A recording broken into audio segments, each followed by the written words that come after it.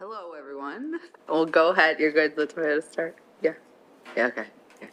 We will go ahead and get started. Suba's not here, so I might mess up she usually does this intro part. So, this is the policy committee meeting. It's December 8th. And we welcome our new board member, Abby, who is serving on the policy committee, and Melanie is here. And we have we have a community member here, and hello, and Kimberly and Amy.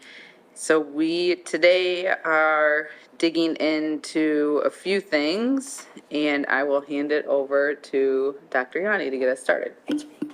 And we're being recorded. Thank you, Mrs. Shurak. So the first item on our agenda today is policy in AR 810, which is student transportation. You have a copy of the policy there, but really the work with these documents was to move much of what was into policy into an administrative regulation. I want to just highlight a few changes that we've made. As we think about the change in school start times next year, having our middle school students starting school first, then our high school students, and then our elementary students, we want to do everything that we can to make sure that we are creating conditions that we don't bottleneck transportation, because if we get delayed with transporting high school students, it's going to bump our elementary runs. We know that many students don't take part in our transportation program at the high school level, but per state law, we have to provide seats on buses for all eligible riders. So we've made a couple changes to increase, or proposed changes to increase walk zones at the high school only, up to 1.5 miles. And also we're proposing implementing an opt-out process.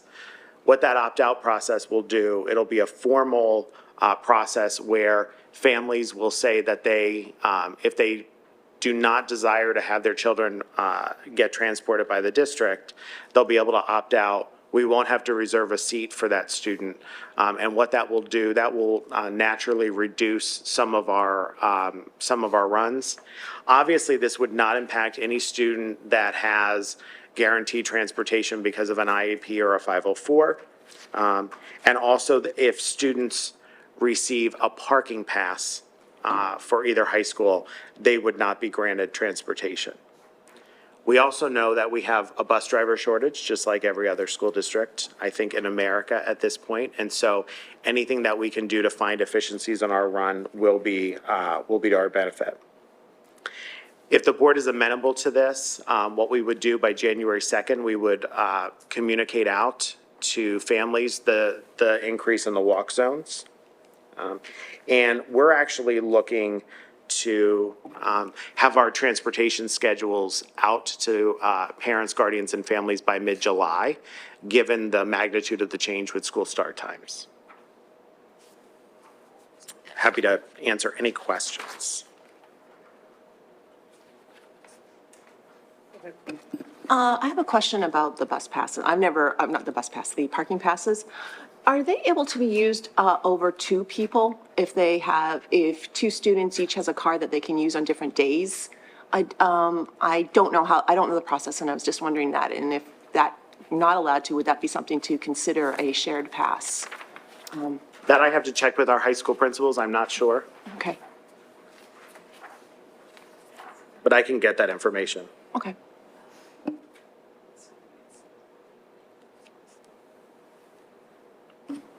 Thanks for this. I just want to bring to the attention, the last few meetings, we've talked at length about this policy and fleshed out some of the ARs. I appreciate that the work has been done to move the safety and security measures from the transportation into safety and security.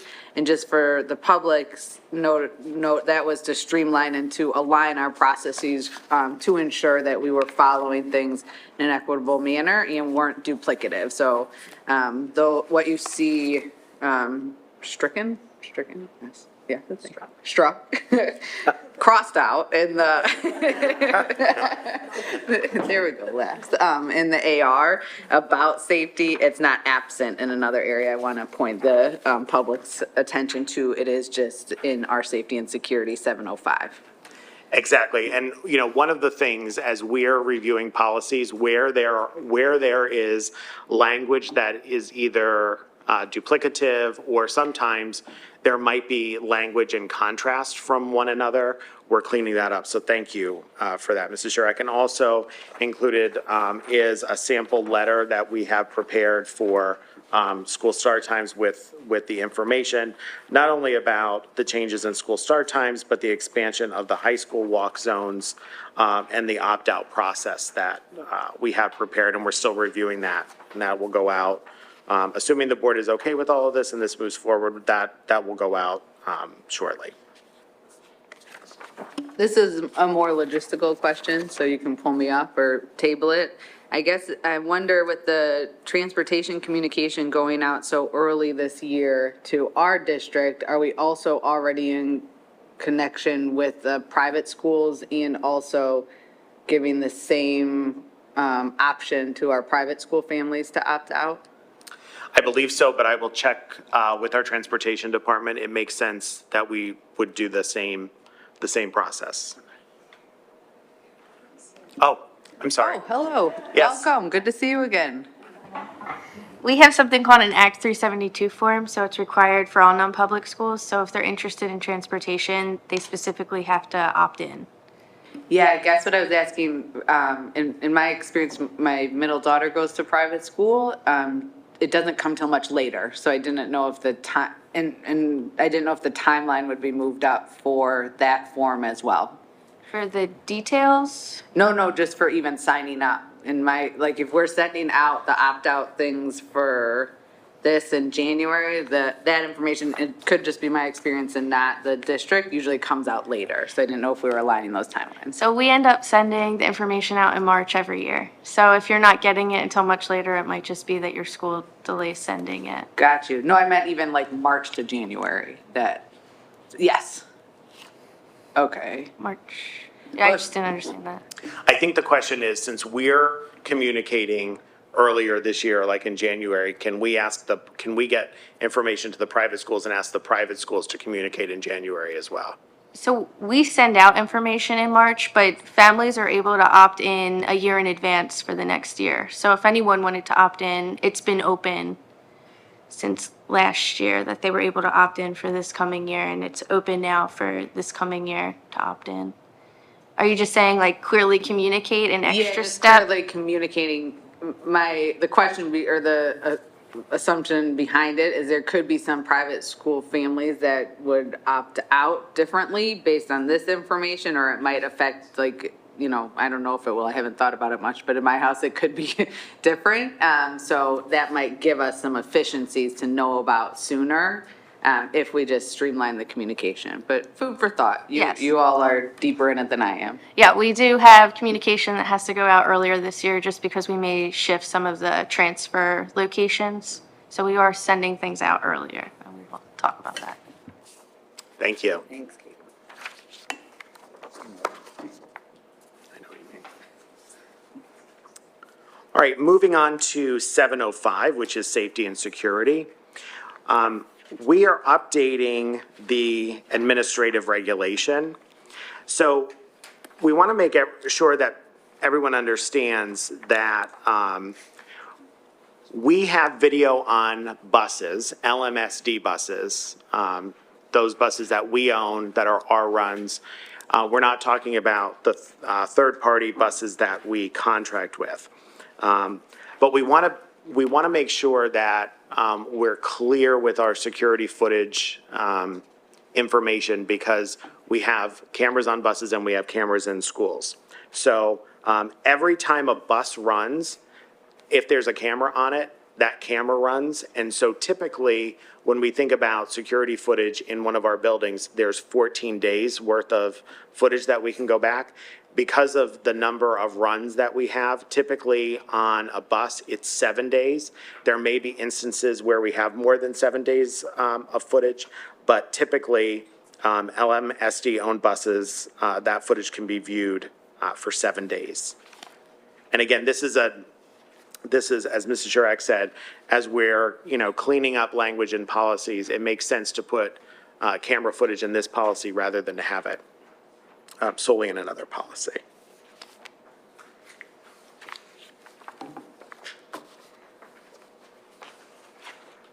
Can I just make sure I understand that if we keep the archived bus footage for 7 days, is it archived and stored then, or it's erased? It overwrites. Yeah, Overwrites. yeah, it overwrites all the time, which is why typically we don't have much more than 7 days at any one time. So if a family was to bring a concern post 7 days about the bus, what happens? We would still do an investigation, we just wouldn't have the footage. Got it.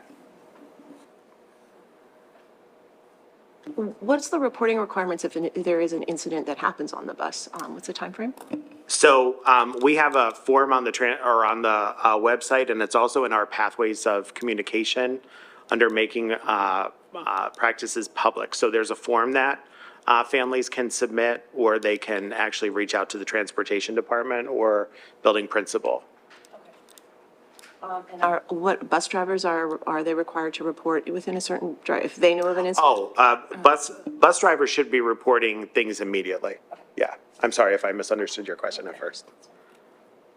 And I think, to our bus drivers' credit, I think our bus drivers do a really good job of informing transportation department, district office, buildings, whoever they feel that they need to inform when something happens. So I really want to give them a shout out.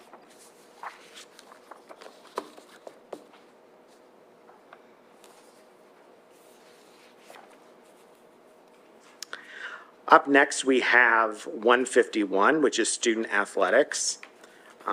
You'll remember, for the last couple of meetings, we've been talking about NIL, name, image, likeness, and what we're doing with this is, the purpose of the revision is to address the rule changes governing NIL.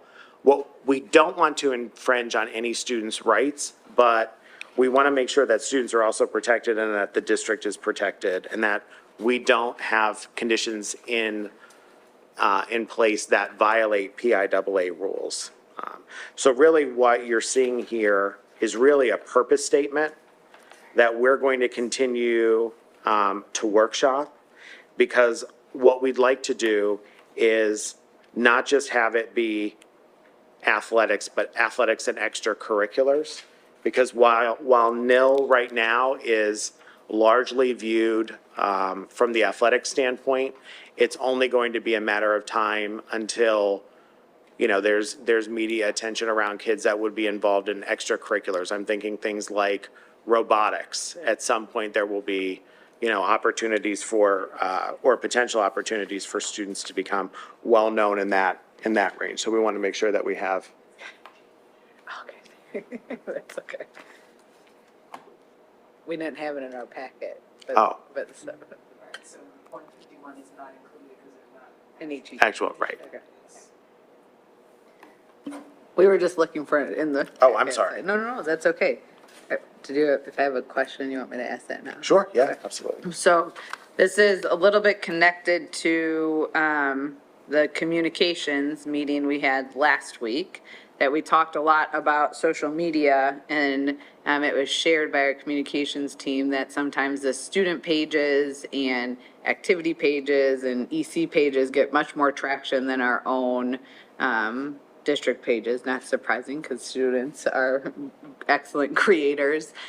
My question comes to, how are we going to make sure students are aware of this policy and or other staff members, folks that are working on this, so they don't inadvertently get in a situation that might be tricky? I think we have to do this in multiple ways. We have upcoming principal meetings where we're going to be talking about this. This is an item also with our athletic directors. I'm going to be asking the athletic directors and the assistant principals that oversee activities to also come to those meetings so that we can talk about this, and then I'll ask them to communicate out to our students and our families. Thank you. I have a question. Is this also going to be provided in, is it handbook? Yeah. some kind of paper material Yeah, that can be. yeah, it will absolutely be, referred to. yeah, absolutely. It'll be in the family guides.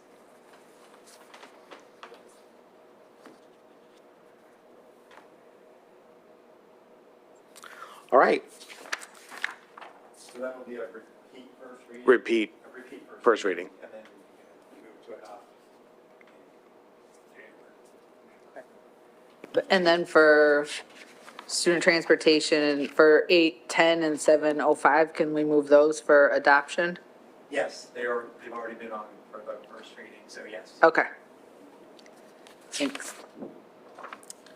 Up next, we have 007, which is a local board procedure, focuses on meetings. I want to draw your attention to just a few things. So our board reorganized the other evening, and as a result of that, there's going to be some changes to the way we operate in terms of committees. So if you look on page 1 of 007, you'll see that it says Education Committee meetings, and it talks about that being comprised of the whole board. We're going to strike that entire paragraph there at the bottom of page 1, since that's going to be changed. That's going to function as a regular committee, because we're not going to have the curriculum committee of the board and the education committee. And then if we look at the AR, the regulation, you'll see that same language on page 1 is repeated, so we need to take that out. And the changes the changes in times are noted there. And I would just like to say, Ms. Schaefer is in California right now, and it is 3 hours behind, and she's texting me to remind me to say, Is she watching? she is. She said, I know you're already past this policy, but remind everyone, we're combining the activities and athletics policy. Let's see, what else did she say? And the purpose statement is intended to be broader than nil. So thank you, Ms. Schaefer from California.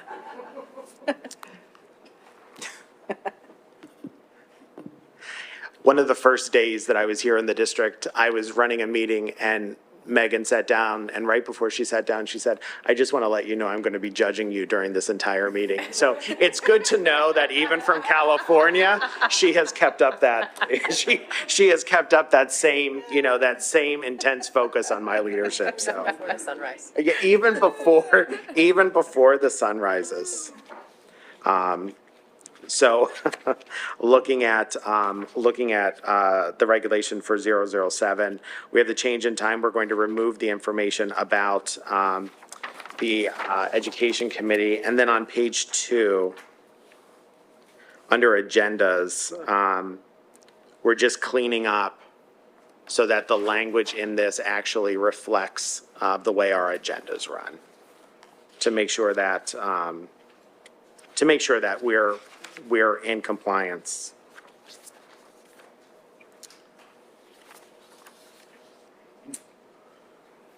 I actually have a quick question about that. Yes. So it looks like public participation comes after reports and before, I thought I had seen it listed twice.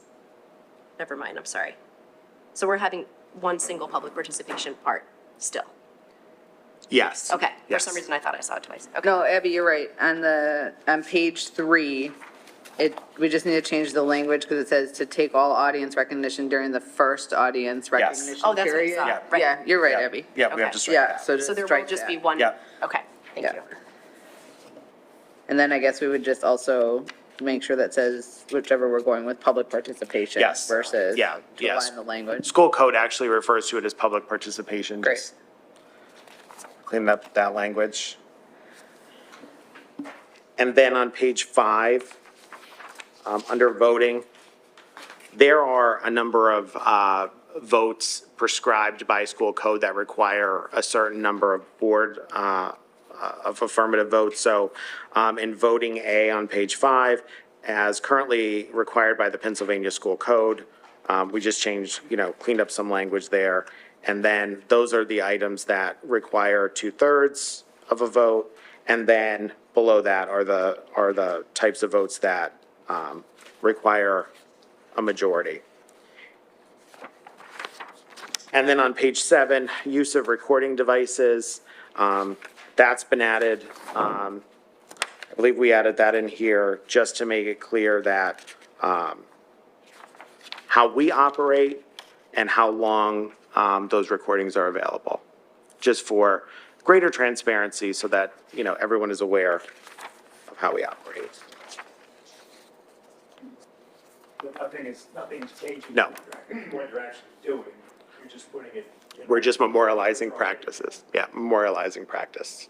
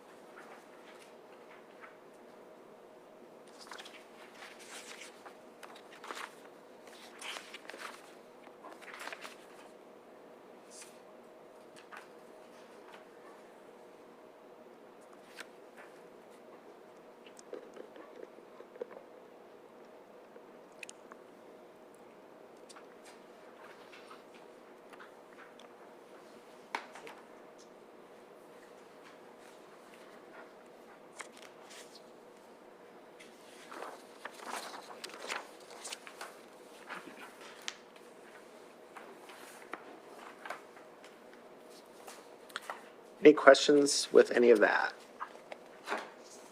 Just to be clear then, Wait, hold on, Ken. Oh, There's a question. Do we need to include a reference to the Sunshine Act? Or It's in the agenda, it's listed in the agenda. is, it's listed in the agenda, but I meant like, is there, where you find that legislation or? we will add that, we can add it as a cross-reference. Yeah, okay, thanks. So, policy 007 will go on for first read. The only change will be to eliminate the section about the education committee meetings. The AR can go into effect immediately. You don't need to wait for that because there's nothing about that change. So the changes, so that's what you want to do. Mel, you had something? I think wasn't there an edit about the education committee to that too? Correct. Public- Yes, there's an edit to the, taking out that reference on page 1, the education committee, and taking out that first paragraph. So that would allow it to go to, Adding a cross-reference to the Sunshine Act. yeah. And That's the then, regulation. Oh, So I- those changes can just be made, and the regulation Okay. can now be posted, go into effect immediately upon. Okay, that's what I was just confirming. Thank you. and Ken, on page 3, taking out the language of first reading or first participation, In the agenda, please. at the top there, to change it to audience.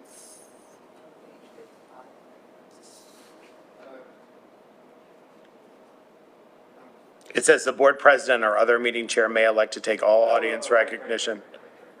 Yes, that'll come out too. Okay. Have email, any other concerns? You can start doing this at your next meeting if you want, So 7 PM as well? if you want. Okay. Alice Lou Brown, Penn Valley. Just for clarification, when is the curriculum meeting going to be? So the curriculum meeting, so we used to have CCOB, Curriculum Committee in the morning, and then Education at night. They're merged together and it will be held at night. It'll be the week before, each month it'll be the week before the regular board meeting.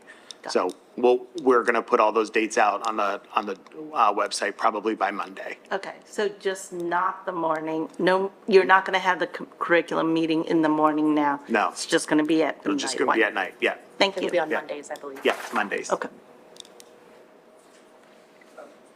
To be clear, the meeting for this month has already been advertised for 8 o'clock, I think, right?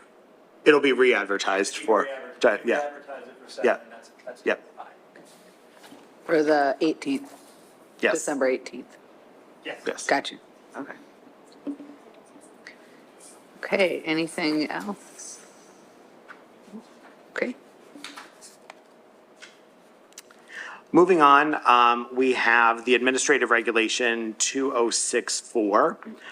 This is assignment of students within the district. So many of you know that we've been doing partner schooling at the elementary level when we have the ability to do so to maintain our class size targets. We're always very careful and thoughtful and intentional about that. What we are really seeking the ability to do is to do the same thing at the middle school and the high school. Most notably right now, we have a significant difference in enrollment between Lower Merion High School and Harrison High School. And so what we're seeking is really the flexibility to partner school students. I would see it less at the middle school, although we want that flexibility, but really at the high school because we're busting at the seams here at LM, and there's room in most classes and courses at Harrison. And if we can over time start to balance that out, that balancing out will most likely happen through a layered approach. So a little bit of this partner schooling, but also now with the addition of Black Rock coming online, I think we'll start to see, or perhaps more students selecting Harrison as well. There is a document that explains partner schooling. That's also accompanied there for your review. I had a few questions. Sure. One, I wondered if we want to align the language in the partner school document to the language in the policy around schools. So instead of high school, say secondary schools, if we're going to move to thinking about Black Rock in BC and Yep. in our other middle schools. I also just wonder, and maybe we're not there yet too, about the opportunity at the middle level to engage in partner schooling in the same way, to take advantage of different programming offered at each of the schools in the same way it's in place at the high school level. I think so. It's a conversation that we're starting to have with our middle school principals. So when you think of LM and Harriton, so we have the IB program at Harriton, not at LM. And some folks say, well, that's not equity, and that's when people confuse equity and equality. But one of the things, we have some opportunities with Black Rock coming online to perhaps look at some different types of programming and maybe at some point talk about doing some specialized, regular education programming at each of the buildings. So I think we're probably, just at the very infancy of those conversations, but that's something that I'd like to explore moving forward. And I know something we touched on in the last policy meeting is potentially the use of partner schooling and the principle we've applied for IB at Harriton and LM in thinking about Oakwell and opportunities for students to take advantage of different programming to alleviate some of the challenges. Around athletic fields? Yep, Yep. around the fields, so. Yep, absolutely. I can bring back to policy in January a brief update, and then we can continue to update as we go through the year. Thanks. And any other concerns or questions? Those are all my questions.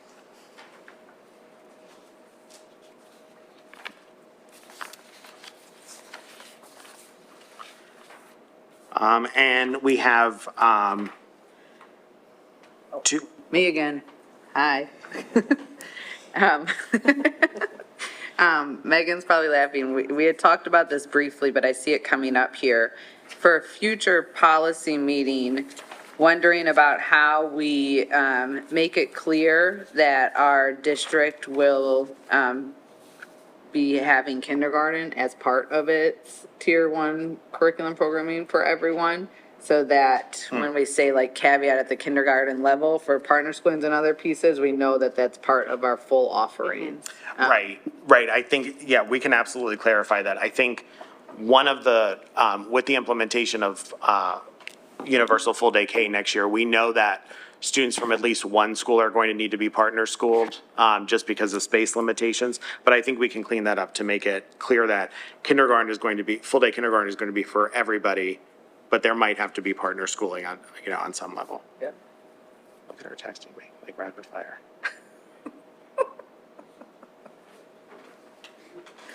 I have another update from California. Breaking news.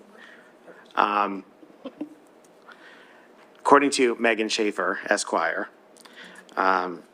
she said, the plan is just for next year, and we're not planning to partner school next year for middle school. But we can, so we can clear up that language. And then, the other piece, when we talk about partner schooling, particularly when we talk about, middle schools and, maybe thinking outside of the box and doing some creative things there. We also have to weigh the pros of that against the transportation burden, just because we don't want to create, it's great to create these really creative structures, but if we can't get kids to school, that's going to be, a little bit of the push and pull that we have to, that we have to wrestle with. But I have to tell you, I've been so impressed with our transportation department and how they, make magic happen. So, I think with some lead time, they can continue to make magic happen. That's you, Katie. That's you. She's like, I just want to fly under the radar.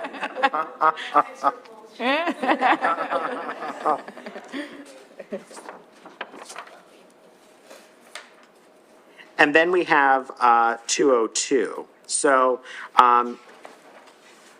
this AR addresses residency and has procedures in it for verifying residency. One of the things that we are looking to do, not for next year, because if you think about organizationally, next year we have universal full day kindergarten, we have later start times, we have really big processes that we have to make sure that we get right. One of the things that we're looking to do in the future is, at a point of transition, enacting a re-registration of students to verify residency. And we'd be looking at doing that when students change levels, going from 4th to 5th grade, going from 8th to 9th grade. And we would put some fail-safes in there so that if a family has multiple kids, that they're not having to re-register, every year. When there are residency concerns that are brought forth, they're always investigated. And each year, our registration department looks at things and requests, annual leases and multiple occupancy affidavits. But as we've been talking in this committee, and as we've been talking as superintendents across the region, some districts are going to, like, a mass disenroll everyone and re-enroll everyone at the same time. I think that's a bridge too far. We want to have a process in place that we can do periodic work, but we don't want to make it burdensome for families. I just have a question. What does the investigation look like and who conducts it? Sure. So the investigation actually can look different in each instance, right? So there's always communication with families. There are times that we have social workers go and visit homes.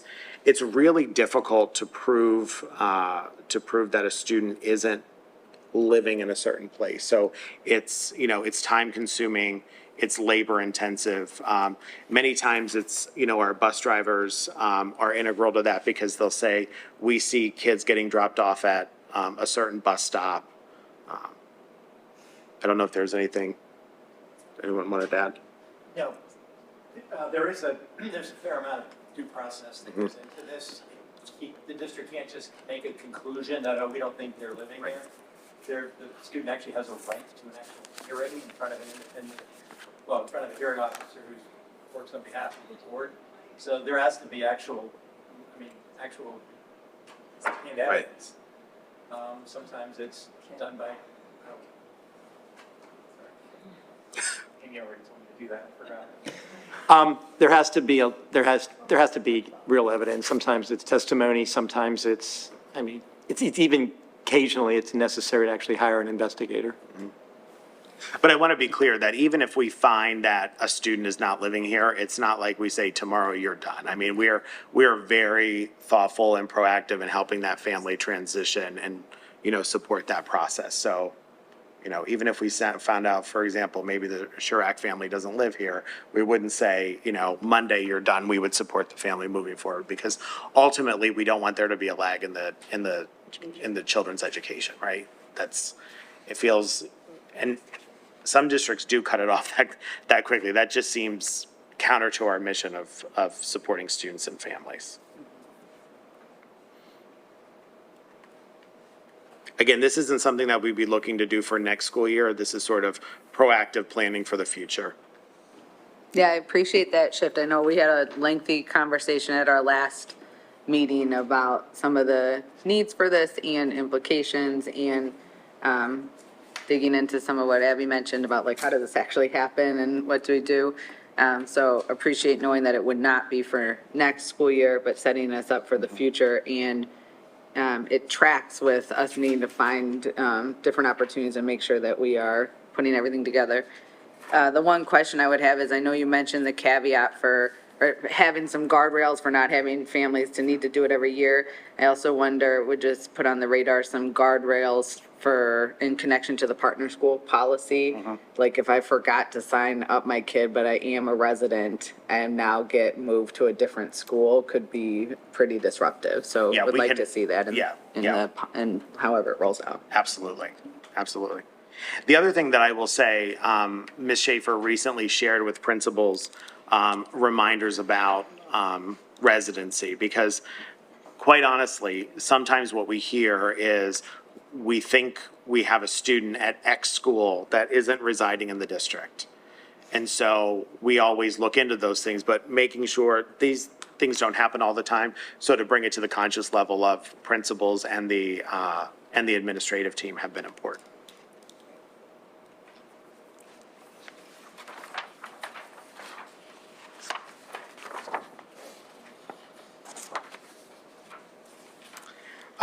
There are a couple things, just so that everyone is aware, coming up. As we were reminded by Ms. Schaefer, we're looking to develop a new policy that encompasses extracurricular activities. We're also looking at some curriculum procedures, so curriculum review by parents, by students, adoption of curriculum materials, resource materials, and our controversial issues policy. One of the things that I'm not sure a lot of people know, that the school code enshrines really only one duty to the board around curriculum, and that's adoption of textbooks. So we want to make sure that we're clear in all of our documents that we're not just following school code, but that we're being explicit about that. So those policies and ARs will be on future agendas, as will reporting of student progress and grading of student progress. We talked, I believe it was in this meeting, about cumulative grading at the high school level and where our checkpoints are going to be. I want to make sure that we have a clear process of when those checkpoints are going to be and what we're doing at those checkpoints to make sure that if students are struggling or not making the academic gains or the social gains that they should be making, that we have measures in place, some automatic things that happen. We're also going to be looking at our graduation requirements. Right now, we require 21 credits to graduate. We need to make a small change because included in that 21 credits is the graduation project, and we can't include credit for graduation product inside the minimum credit requirement of 21 credits. So one of the, and I'll say this is a Steve Yanni bias, Pennsylvania says you have to have 21 credits to graduate. Last year or 2 years ago in my previous district, we changed our requirement. We increased it from 21 because at that time Upper Dublin and Lower Merion were the only two districts in Montgomery County that were at 21. The argument is that many of our students, or most of our students, graduate with more than 21 credits anyway, so there's no reason to change that. We're looking at data now to say, what are the implications if we increase it a little bit? but not increase it all at one time, so that we would do a step-in process where we would start with the ninth grade class and we would increase it over a couple of years. That'll be a robust discussion with high school principals and many others. Yes, currently, how many credits can our students earn at the high school if they took a full roster? I mean, if they take a full roster, I think it's 28 or more. Yeah, okay. And that's always been my argument. I've worked in districts where we had a 28 credit requirement, and many times we were dragging kids across the line. I think there's some sort of sweet spot in between 21 and 28 that we can land on. As you can imagine, people have lots of very strong, I actually have much stronger opinions than I'm showing right now, but people have very strong opinions about that. So trying to develop some consensus at the administrative level, and then we'll bring some ideas to the board for policy implications. Can I ask, in that graduation, does ISL type classes count towards that graduation? They do. They do. And then for future discussions, right now, we're watching to see, we've talked with Ken a little bit. There aren't great policies out there right now around artificial intelligence, and part of that is it is changing at such a rapid speed. And even there was an article that I'll make sure that the board gets, that was in Education Week, maybe about 3 weeks ago, and it was how to craft a policy on AI, and it was basically, no one's ready to craft a policy on AI other than to include it in your cheating and plagiarism policies. So, the proliferation of AI is such that ChatGPT gets a lot of, airtime, but there are hundreds of, AI products and processes out there. So we'll start working on something and bring sort of ideas to the policy committee to talk about in the future. Can't we ask the AI to So when you ask, now it's probably been 6 months or so. Right, yes. Yes. I actually heard Ken laugh a couple times today, so I've been keeping. It's policy, it's the best committee there is. Jokes all around. It's a ton of fun. I can't think of anything more fun on a Friday morning. When you ask ChatGPT to write a policy about artificial intelligence, you have to add a couple different prompts in, because at first it will say that it won't write a policy. So, but yeah, I wanted to see what it would spit out. And then also academic class rank. We'll be bringing some ideas and some policy language moving forward around that as well. It's really, I'm excited for that AI conversation. It's also really interesting because I've seen, to your point, there's a lot that talks about for cheating, but there's a lot that talks about we have to teach our students how How to to harness use it.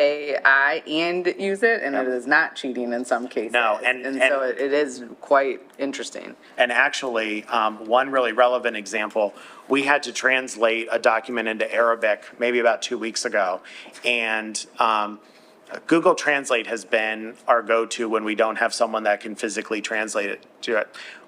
Ms. Buckman and her team, they use ChatGPT to translate a document into Arabic, and it was quite good. Our food service director is fluent in Arabic, and he commented how good it was. Yeah. So, and I know districts in the northeastern part of our state, they've had to use it to translate letters into Sudanese and also Swahili, and the accuracy rate is really good. Yeah, one delineation I've heard about the future of AI in education is that it is not that AI is going to take over and make people lose jobs. It is those people that learn how to use AI are Exactly. going to be able to do that. And I think that's a really powerful frame for how we think about it in use in our district. So Exactly, excited. because, one of the things that I know that some of our teachers have been doing is they have been having students use AI to produce something and then to make a writing piece better, for example, or showing them how to use it so that they can improve their skills as a way, almost like as a way of, self-instruction or executive functioning, like how to get started with something. So I think there's a lot of really great stuff going on, and how we harness it is going to be really, really important. Yeah, I listen to a podcast regularly. It talks about the legislation about it, and it's like all levels are just looking at legislation, and it looks like, and there's a lot of questions surrounding it. Remember the days when it was just Facebook? Yeah. No, MySpace. Oh, MySpace. Ken making jokes. Wow. We are really at a new level here. I want to know who was in Ken's top 8 I on know. on MySpace.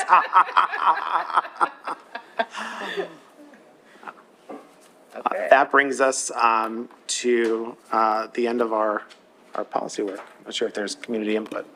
Yeah. Community input today? Yeah. Okay, great. Well, thank you very much. You did a wonderful job. We're even ending 10 minutes early. Megan, did we forget anything? She said that the policy meeting is even tons of fun from California. Very good, very good. Do you- Abby? I'm sorry, Andy, do you want me to run down what we, Yep. I just want to note to our new board member, this is the most fun committee meeting, so just keep that in mind. Yeah. Don't lose sight of that as you attend others, how much fun you had today. Ken, over to you. it's what it takes to get shut up, here at 8:30 on a Friday, that's okay. Policy 810 will be, and 705 will be moving for adoption. The ARs will be posted once they're adopted.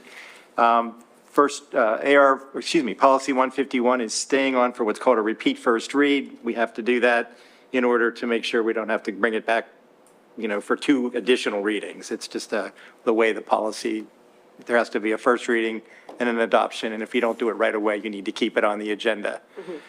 007 policy will go on for the first read with the revisions that were made here today, cutting out the education part, the public participation part, and the adding the Sunshine Act.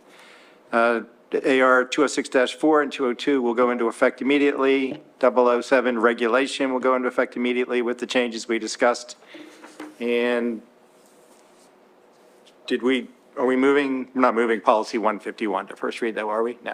Okay, then if I don't get a text from Megan in the next 5 seconds, I'm going to assume I got that right. So. Thank you. When is our next, January 5th? Okay, so our next policy meeting will be January 5th in this room right here. Thank you, everyone. Thank you. Meeting adjourned. Do I have to say anything else, Ken? Okay, zip it.